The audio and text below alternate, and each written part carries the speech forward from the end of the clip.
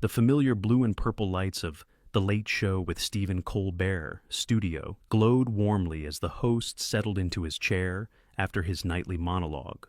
The audience, still laughing from his previous jokes, quieted as Colbert's expression shifted from comedic to contemplative. Tonight would be different from his usual political satire. "Before we get to our guests tonight," Colbert began, adjusting his glasses, "I want to take a moment to talk about something remarkable that happened in Washington this week that isn't getting nearly the attention it deserves." The large screen behind him displayed an image of Representative Jasmine Crockett, the congresswoman who had been making waves with her work on a groundbreaking education accessibility initiative. What happened next surprised everyone: viewers at home, the studio audience, and even Colbert's own production team. The comedian, known for his sharp political wit, put aside his usual satire and spoke with genuine admiration. "You know, we often highlight the absurdities in our political system. That's kinda my job," he said with a slight smile.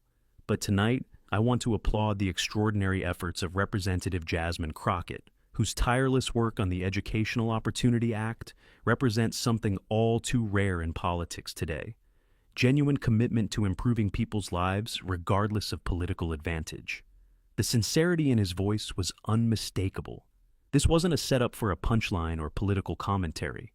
It was a moment of authentic recognition that transcended the usual late-night format, acknowledging substantive public service in an era often dominated by political theater.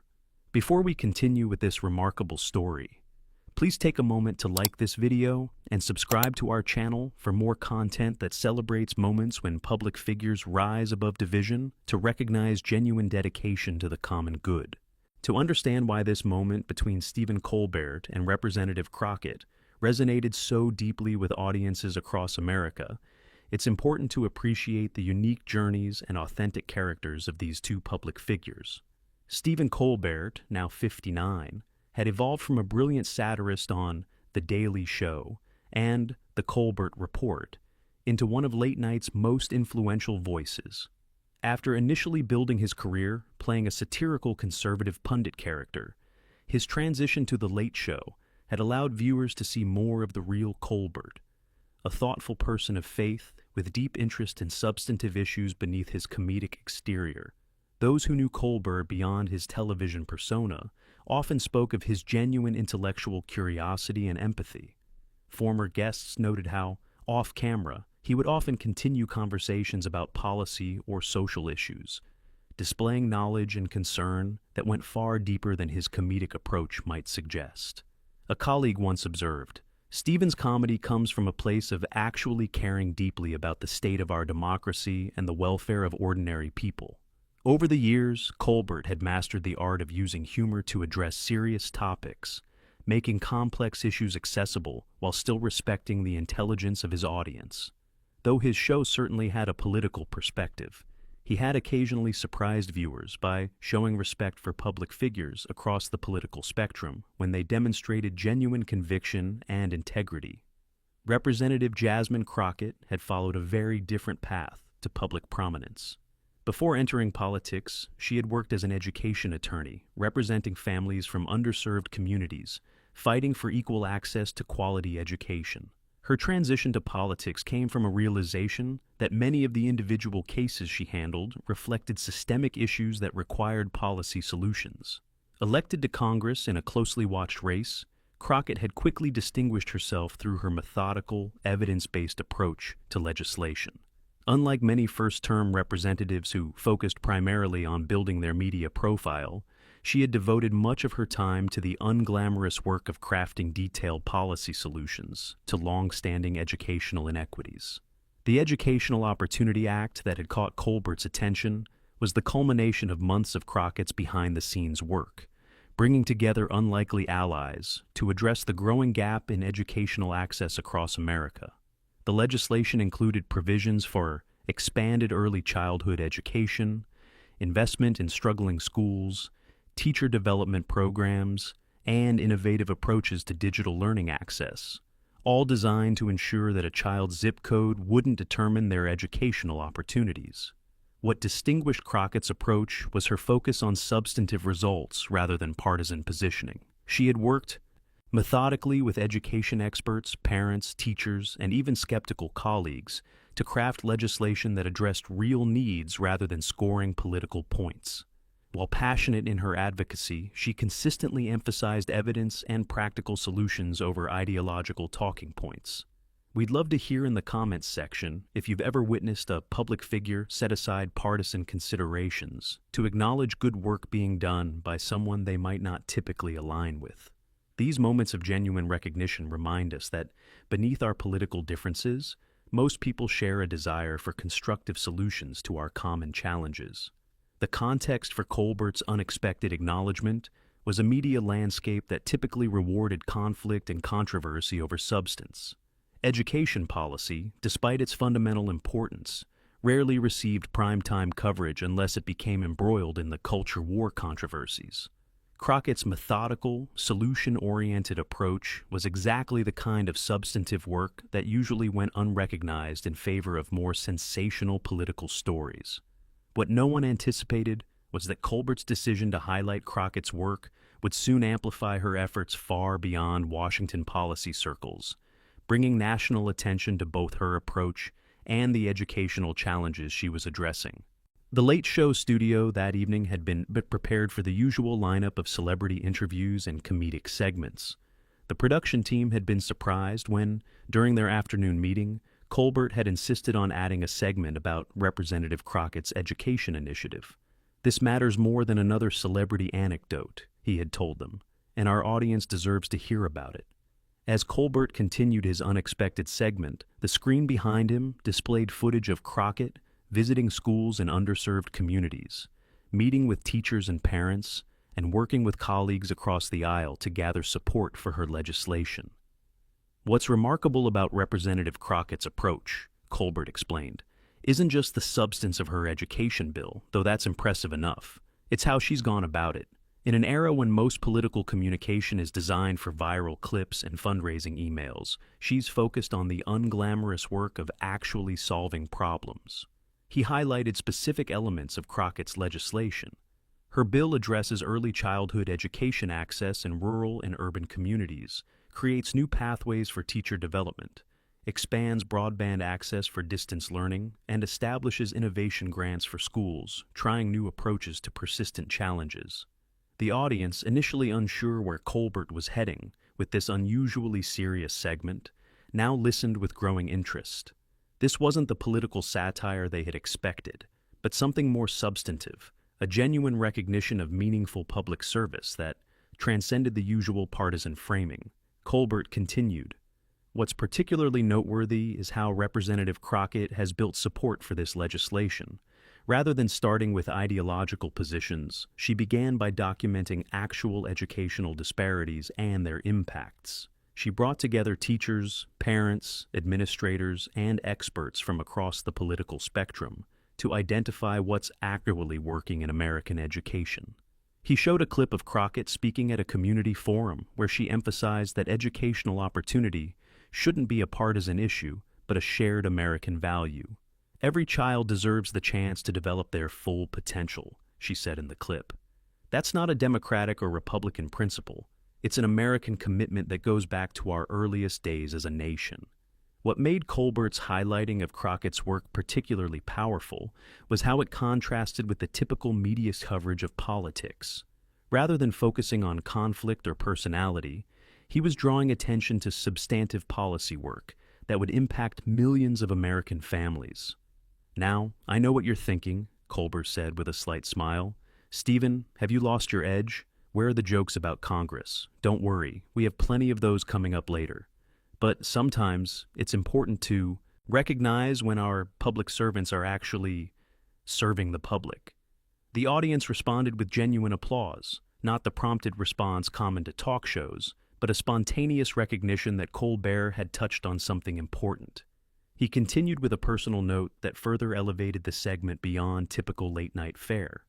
"As the child of educators and the parent of children who've benefited from dedicated teachers, I've seen firsthand how transformative quality education can be. Representative Crockett's work on this issue deserves our attention not because of her political affiliation, but because it addresses one of the most fundamental promises we make to each generation, that we'll give them the tools to build a better future than we inherited. Colbert then shared something unexpected, a compilation of testimonials from educators, parents, and students who would be impacted by Crockett's legislation. These weren't political advocates, but ordinary Americans from diverse communities explaining how expanded educational access would change their lives and opportunities. A teacher from a rural school described how the broadband provisions would finally allow her students to access advanced courses not available locally. A parent from an urban community explained how the early childhood programs would make it possible for working families to provide their children with educational foundations previously available only to more affluent families. A high school student shared how the career pathway programs could open doors to opportunities his parents never had. As these real voices and stories filled The Late Show studio, viewers across America were seeing education policy not as an abstract political issue, but as a concrete reality affecting human lives and possibilities. Colbert had transformed what could have been a brief mention into a substantive spotlight on how thoughtful policymaking could address real needs. Representative Crockett isn't seeking the spotlight, Colbert noted as the testimonials concluded. She's not the loudest voice in Congress or the most frequent guest on cable news, but her methodical, collaborative approach to one of our most fundamental challenges deserves recognition precisely because it represents what we should expect from all our public servants. He then shared a brief clip of Crockett discussing the legislation in a committee hearing. Rather than the heated rhetoric typical of such settings, she was methodically addressing concerns raised by colleagues, acknowledging legitimate questions, while providing evidence-based responses. "Notice what's happening here," Colbert commented. "She's not dismissing objections or questioning motives. She's engaging substantively with concerns, finding common ground where possible, and building solutions that address real problems rather than abstract ideologies." This approach to highlighting Crockett's work was itself remarkable in the current media landscape. Rather than focusing on political horse race coverage or personality-driven narratives, Colbert was using his platform to draw attention to the substance of governance and the concrete impact of thoughtful policymaking on ordinary Americans. As the segment neared its conclusion, Colbert addressed his audience directly with a reflection that would soon be shared widely across social media. "We often focus on what's broken in our political system, and there's plenty to criticize. But tonight, I wanted to applaud Representative Crockett's efforts because they remind us of something important, that beyond the partisan noise, there are still public servants doing the unglamorous, essential work of addressing real challenges facing American families." He concluded with a thought that would resonate far beyond his typical audience. Her approach represents what we should demand from everyone in public life, not ideological purity or performative outrage, but a genuine commitment to improving people's lives through thoughtful, evidence-based solutions to our shared challenges. The camera pulled back to show the studio audience rising in spontaneous applause, not just for Crockett's work, but for Colbert's willingness to use his platform to highlight substantive public service, rather than just mining politics for comedic material. What neither Colbert nor Crockett could have anticipated was how this unexpected spotlight would soon amplify her educational initiative far beyond Washington policy circles, creating a ripple effect that would touch communities across America. The morning after Colbert's unexpected segment, Representative Crockett was surprised to find her phone overwhelmed with notifications. Staff members, colleagues, constituents, and even her family were messaging about her appearance on The Late Show, an appearance she hadn't actually made in person. "I was completely caught off guard," she later recalled in an interview. "I was at home reviewing committee documents when my mother called, asking when I'd been on Colbert. I had no idea what she was talking about until I checked social media and saw clips everywhere." What Crockett discovered was that Colbert's spotlight on her educational initiative had resonated far beyond the show's typical audience. The segment was being shared across platforms not as political content, but as a refreshing example of media attention on substantive policy work rather than political theater. Education organizations, parent groups, and teacher associations began sharing the clip, appreciating the rare primetime attention to the educational policy. In 10 years advocating for education reform, I've never seen a late-night show devote this kind of thoughtful attention to education policy, noted the director of a national education nonprofit. Colbert didn't just mention it, he actually explained why it matters. The impact extended beyond social media buzz. Local news stations across the country, seeking to localize the story, began interviewing educators and families in their communities about the educational challenges Crockett's legislation aimed to address. What had been a Washington policy discussion was becoming a national conversation about educational opportunity in America. Crockett received a call from Colbert's producers later that day, inviting her to appear on the show to discuss her work in more detail. Initially hesitant about entering the late-night television world, she consulted with educational stakeholders who had been involved in developing the legislation. Their response was unanimous. This was an unprecedented opportunity to bring attention to educational challenges that rarely received mainstream coverage. When Crockett appeared on The Late Show the following week, the conversation defied typical late-night convention. Rather than brief, quippy exchanges, Colbert engaged her in a substantive discussion about educational disparities and practical solutions. While maintaining his trademark wit, he created space for Crockett to explain the research and community input that had shaped her approach. What inspired you to focus so intensely on educational access when there are so many issues competing for congressional attention? Colbert asked. Crockett's response reflected the depth of thought behind her work. I believe education is where possibility begins, she explained. In my work as an attorney before Congress, I saw how educational opportunity, or its absence, shaped lives from the very beginning. A child who doesn't learn to read proficiently by 3rd grade is 4 times less likely to graduate high school. Those impacts cascade through entire lives and communities. She continued, but I also saw remarkable examples of what's possible when we get it right. Schools succeeding against tremendous odds, teachers performing daily miracles with limited resources, parents moving heaven and earth to give their children opportunities. The legislation we've developed builds on what's actually working in American education, not abstract theories or ideological preferences. What viewers witnessed wasn't a politician delivering talking points, but a public servant deeply engaged with the substance of governance. Colbert, rather than mining her answers for comedic material, asked thoughtful follow-up questions that allowed viewers to understand both the challenges and potential solutions. You've managed to gain support from colleagues across ideological lines, Colbert noted. How do you approach building consensus on an issue that often gets tangled in partisan debate? Crockett's answer provided insight into an approach to governance rarely highlighted in media coverage. I start by listening to concerns rather than dismissing them. When a colleague raises objections, I assume they are expressing a legitimate perspective, even if I initially disagree. That creates space for actual problem solving rather than positioning. She added with a smile, it also helps to come armed with overwhelming evidence. It's harder to maintain purely ideological positions when faced with clear documentation of what's actually happening in classrooms across America. The audience response to this exchange was notable. Rather than the performative applause common to television, there was attentive engagement, a recognition that they were witnessing something substantive rather than merely entertaining. As their conversation continued, Colbert shared something personal that further elevated the discussion. My mother was a teacher and administrator, he said. She always told me that education was about seeing the potential in every child and creating conditions where that potential could flourish.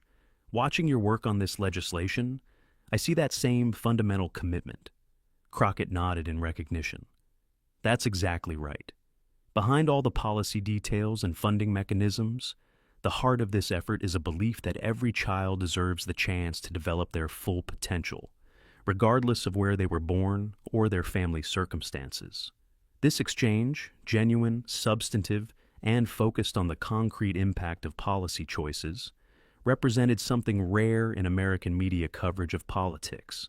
Rather than emphasizing conflict or personality, it illuminated how thoughtful governance could address real challenges facing American communities. As the interview concluded, Colbert made an unusual request. Representative Crockett, I'd like to use our platform to help more Americans understand the educational challenges you're addressing. Would you be willing to help us highlight stories from communities that would benefit from these initiatives? This invitation to use entertainment media to illuminate substantive policy issues would soon create unprecedented attention to educational challenges and possibilities across America. Neither Colbert nor Crockett could have anticipated how their unexpected collaboration would soon amplify her name and work far beyond typical political circles. In the weeks following Crockett's appearance on The Late Show, something remarkable began happening across America. What had begun as an unexpected segment on a late-night comedy show evolved into a national conversation about educational opportunity that transcended typical political boundaries. True to his word, Colbert dedicated a recurring segment called Education Across America to highlighting the real-world implications of educational access and opportunity. Each week, the show featured stories from different communities, rural towns where limited broadband made remote learning nearly impossible, urban neighborhoods where dedicated teachers created exceptional outcomes despite limited resources, innovative programs bridging gaps between education and employment opportunities. These segments weren't framed as political content, but as human stories, narratives about American communities facing challenges and finding solutions. By connecting Crockett's legislative work to these concrete realities, Colbert helped viewers understand policy not as abstract partisan debate, but as choices with real consequences for families and communities. The impact extended far beyond the Late Show audience. Local news outlets across the country began producing their own versions of these stories, examining educational challenges and innovations in their own communities. School board meetings that had previously attracted minimal attention saw increased participation as parents and community members became more engaged with educational policy discussions. For Crockett herself, the unexpected spotlight transformed how she could advocate for educational initiatives. Before Colbert highlighted our work, I could barely get meetings with some education stakeholders, she later recalled. Afterward, people were reaching out to us, asking how they could get involved or share their experiences. It completely changed the conversation from political positioning to problem solving. Education organizations that had struggled for years to gain public attention for systemic challenges found themselves with unprecedented platforms. A coalition of rural education advocates credited the increased visibility with finally getting traction for broadband expansion initiatives they had championed for years. Urban education reformers noted how the spotlight had helped communities understand connections between educational access and economic opportunity. 6 months after the initial segment, The Late Show hosted a special episode focused entirely on education, filmed at a public high school that had implemented innovative approaches highlighted in Crockett's legislation. The audience consisted of teachers, parents, students, and education advocates from across the political spectrum, united not by ideological agreement, but by shared commitment to educational opportunity. The episode featured not just Crockett and Colbert, but voices rarely heard in national media. Students describing how educational programs had changed their trajectory, teachers explaining both challenges and breakthroughs in their classrooms, parents from diverse backgrounds sharing their hopes and concerns about their children's educational futures. What made this coverage particularly meaningful was how it transcended typical political framing. Viewers weren't presented with simplified partisan positions, but with complex realities and thoughtful approaches to addressing them. The emphasis wasn't on who was winning political battles, but on how communities could work together to expand opportunity for the next generation.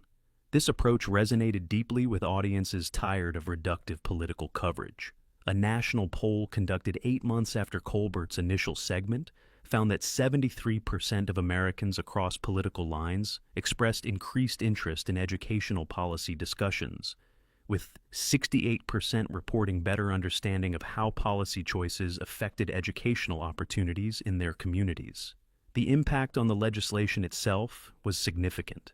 Representatives who had initially viewed the Educational Opportunity Act through a partisan lens found themselves under increased constituent pressure to engage with its actual provisions rather than default partisan positions. Several who had been skeptical became co-sponsors after hearing from educators and families in their districts about specific provisions that would address local challenges. What Colbert did by highlighting Representative Crockett's work wasn't just good television, noted an education policy expert. It was a public service that transformed how Americans engaged with a fundamental policy area that affects every community, but rarely receives substantive coverage. For Colbert, the experience prompted reflection on media's responsibility in democratic discourse. In an interview about the Education Initiative, he noted, "Comedy has always been my way of processing the world, and I'm not giving up on satire.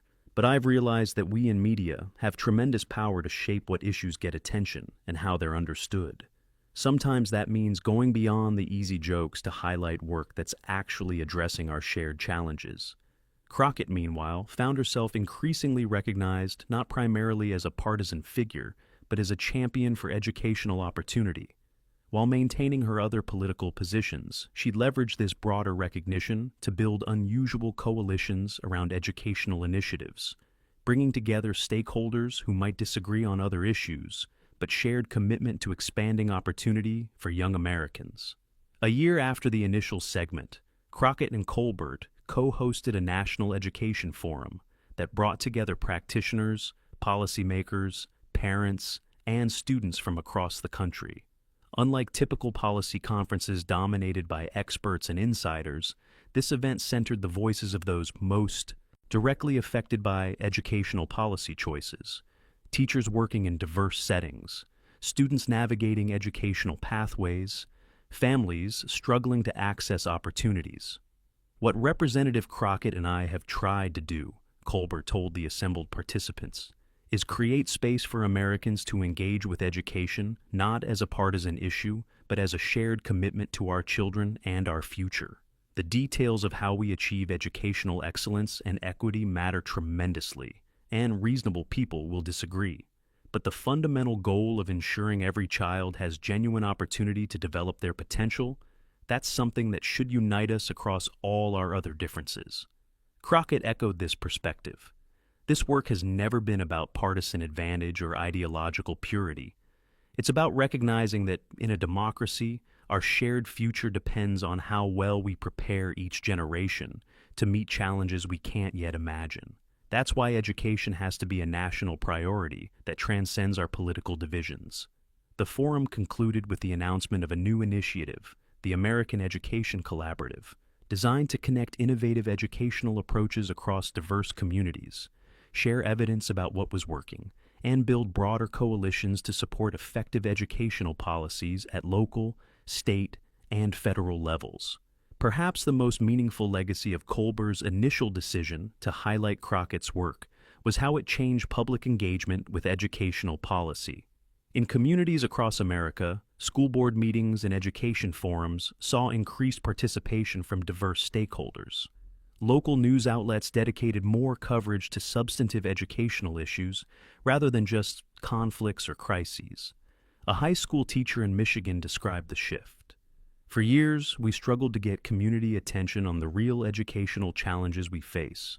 After the Colbert-Crockett conversations, I had parents, business leaders, and community members approaching me, asking how they could support our work with students. It wasn't about politics. It was about recognizing education as a shared community responsibility." A parent in Arizona shared a similar perspective. "Watching those segments helped me understand education policy not as some distant political battle, but as choices that directly affect my children's opportunities. It motivated me to get involved in local educational initiatives in ways I never had before." The story of how Stephen Colbert's unexpected applause for Jasmine Crockett's educational efforts transformed public engagement with a fundamental policy area offers an important lesson about media's role in democratic discourse. By highlighting substantive work addressing real challenges rather than merely mining politics for entertainment, Colbert demonstrated how influential platforms could elevate public discourse rather than merely reflecting its limitations. As we conclude this remarkable story, we invite you to like and subscribe for more content that celebrates moments when public figures use their platforms to highlight substantive work, addressing our shared challenges. In a media landscape that often amplifies conflict over substance, these examples remind us of the constructive role media can play in democratic societies. America's educational challenges remain significant, and perspectives on addressing them vary widely. But the Colbert-Crockett collaboration reminds us that, beyond partisan divisions, most Americans share a fundamental commitment to creating opportunity for the next generation. By focusing on that shared commitment rather than divisions, they helped create space for more constructive engagement with one of our most essential public responsibilities. In your own community, consider how you might engage with educational challenges beyond partisan framing. How might you support efforts to expand opportunity for all children, regardless of your other political perspectives? The future of our democracy depends on our ability to work together on these fundamental shared commitments, even as we navigate our differences on other issues.